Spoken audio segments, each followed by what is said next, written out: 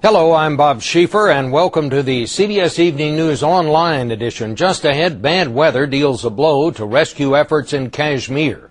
Richard Roth has details from the earthquake zone. Also, we'll have the latest from a New Hampshire town that was devastated by a massive flood.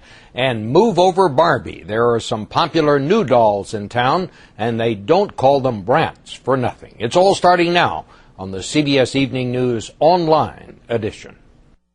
Just when it looked as if the misery in northern Pakistan could not get worse, it did. Bad weather set in and blocked rescue workers from getting into some of the most badly hit areas. The estimated death toll from Saturday's powerful quake is now 35,000 in Pakistan and still rising. In neighboring India, it is approaching 1,500. The international relief effort is ramping up now, including American military helicopters, which were flown to the disaster zone from Afghanistan. But the heavy rain and hail are the main problems for relief workers. We have more on all this now from Richard Roth in Pakistan. Injured or simply hungry and homeless, the earthquake survivors are still desperate for help. Her uncle brought 9-year-old Karen to what passes for the hospital here. "Get me out," she's screaming, "get me out." An earthquake orphan with a head wound in need of comfort as much as medical care. Along with everything else, that's in critically short supply. Even we don't have the gloves to put on. So we are just scrubbing our hands. The tables in Muzaffarabad's only emergency room were pulled from kitchen rubble. 1,000 patients a day lay on them for treatment, beneath ceiling fans supporting drips of IV fluid.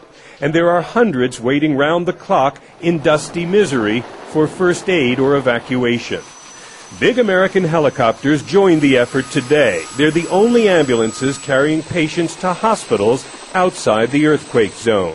And doctors say there's simply no end to the injured or the pain. I've seen awful sights.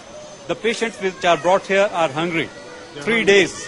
They are hungry for 3 days. No food, no water, no shelter. Even nature's compassion was in short supply. Rain started falling and relief flights were grounded. If misery can be multiplied, this is one way it happens. One of the earthquake search and rescue specialists had just been saying that one bit of good fortune here was the good weather. It turned bad just as some supplies of food and blankets began turning up on the city's streets. Hungry crowds turned angry, fighting over meager handouts.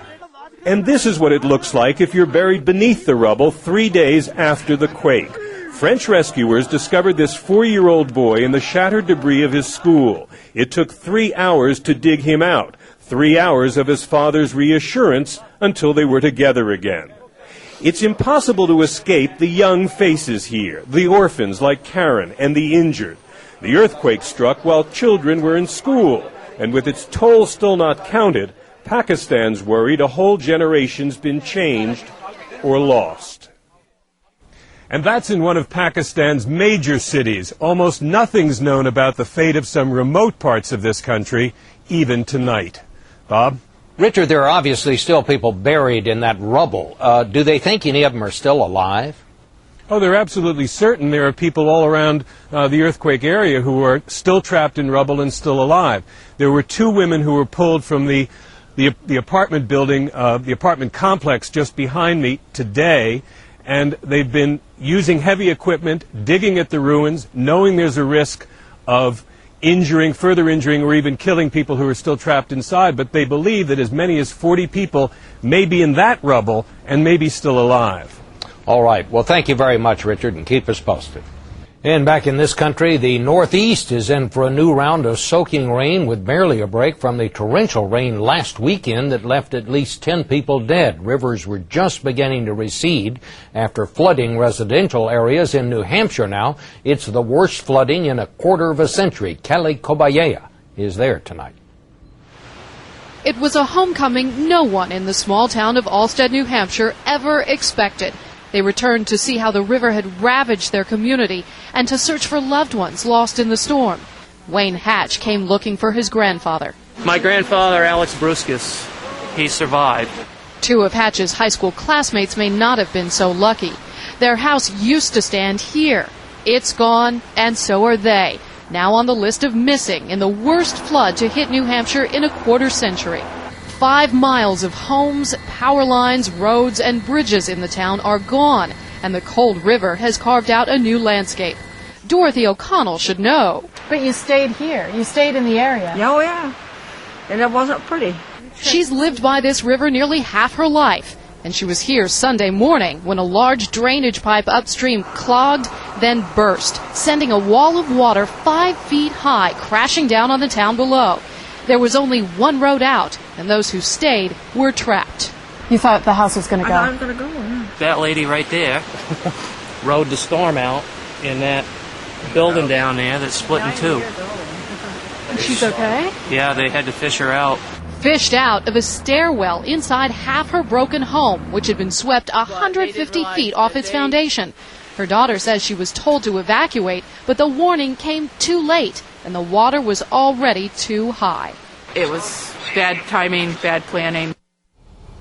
2 days now since the floods hit, and the list of missing has been whittled down from 40 at one point to 4. And Alstead is trying to repair its broken infrastructure. But that could take days, and more rain is on the way. Bob?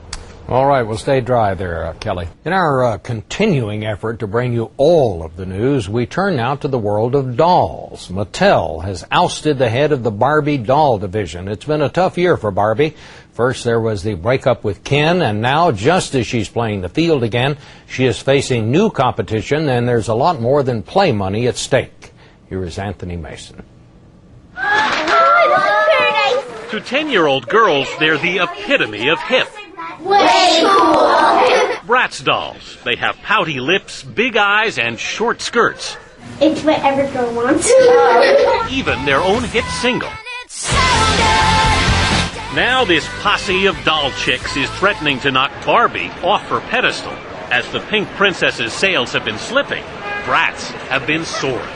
Isaac Larian, founder of MGA Entertainment, which makes Bratz dolls, had just 50 employees 4 years ago. Now he has more than 500.